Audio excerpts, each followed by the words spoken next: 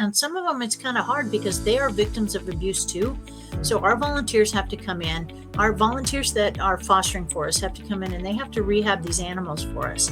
So if the animal has been hit or punched or kicked and maybe is afraid of men, our volunteers come in and they rehab these animals for us, and which we're so appreciative of. And we have a 100% success rate with these animals being rehabbed. And so that they learn to trust again, they learn to play again. And it's an amazing thing to see when an abused animal comes out of their shell and they learn to play and trust. And it's just an amazing thing to see. Sam, thank you for joining me for this Domestic Violence Awareness Month conversation. I'm excited to learn more about ShelterMe and present opportunities for those watching to get connected. Thank you for having me. I really appreciate it. Thank you. Can you tell me more about your work with ShelterMe? Sure. So we've actually been going for about 9 years now. We started in 2014. So ShelterMe is a nonprofit. We work with the animals of domestic violence victims. Mm-hmm. So we will help a domestic violence victim escape the abuse with their pet. Mm-hmm. We're the only organization in Nebraska that does this. We will foster their pet for as long as they need us to foster their pet. We will put them up in a hotel for an emergency stay for a couple of nights.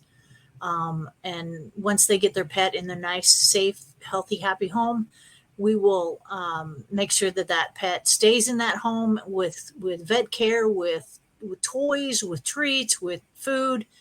We will make sure that pet is happy and healthy in that nice, safe, happy home. 65% of victims refuse to leave because they fear for their animal safety. And it's a huge percentage. And we want to change that. 71% have said that their abuser has threatened to maim, harm, or has killed their animal. So we don't think about the pets in domestic violence victims. We just think, the victim has to escape. But the victim has to escape with their pets, or they will go back because they fear for their pet's safety. Right. It's a member of their family. Right. So nobody thinks about the pets when they're thinking about the victim escaping. And so we need to start thinking about the pets. Mm-hmm. As we're having this conversation around Domestic Violence Awareness Month, what do you really want people watching to know? So I want there to be some awareness. I want the conversation to start happening about domestic violence and pets. I want some awareness to start happening. Like, do you see a pet being abused? If you see a pet being abused, chances are there's a child being abused. There's an adult being abused. Somebody in that household is being abused if there's a pet being abused. I want that awareness to start happening. I want people to start reaching out to us. I want people to say, hey, there's a resource here you can escape to. They will help you with your pet. And you can escape the abuse.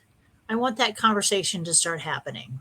As people are considering ways to support ShelterMe, what opportunities do you have for them to get connected and provide support that you need? Yeah, so we always need donations. Always, as with any nonprofit, we always need donations. We always need foster homes. We can't get the pets out unless we have foster homes to put them into.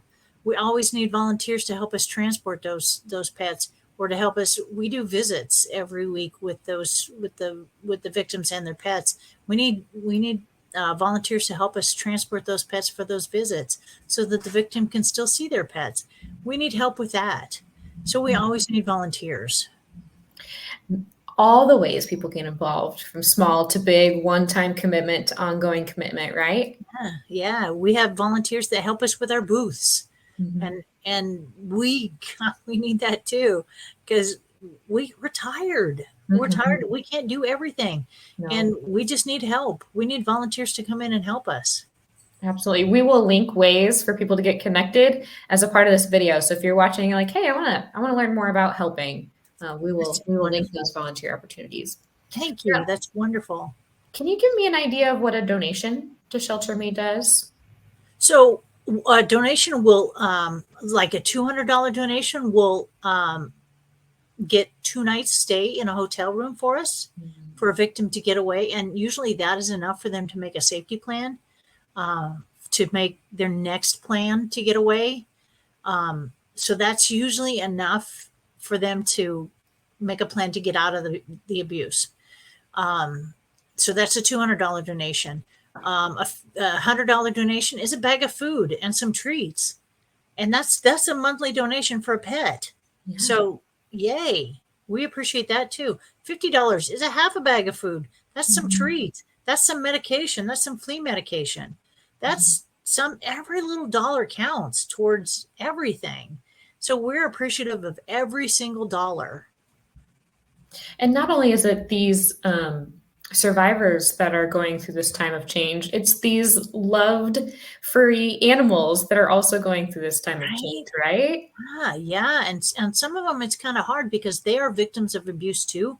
So our volunteers have to come in. Our volunteers that are fostering for us have to come in, and they have to rehab these animals for us. So if the animal has been hit or punched or kicked and maybe is afraid of men, our volunteers come in and they rehab these animals for us, and which we're so appreciative of. And we have a 100% success rate with these animals being rehabbed.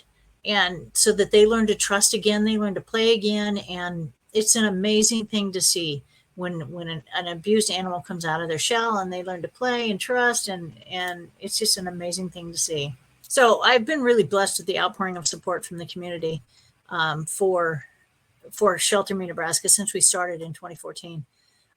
But now we're expanding our services. So we started out in the Lincoln area. We're expanding to the Omaha area. So that quadruples our services area. Now we're expanding to western and northern Nebraska, and that takes our service area times 8. So we need help. We need some support there to help us kind of navigate this whole expansion process. And so that's what we're asking for help with. We're asking the public to help us with that expansion.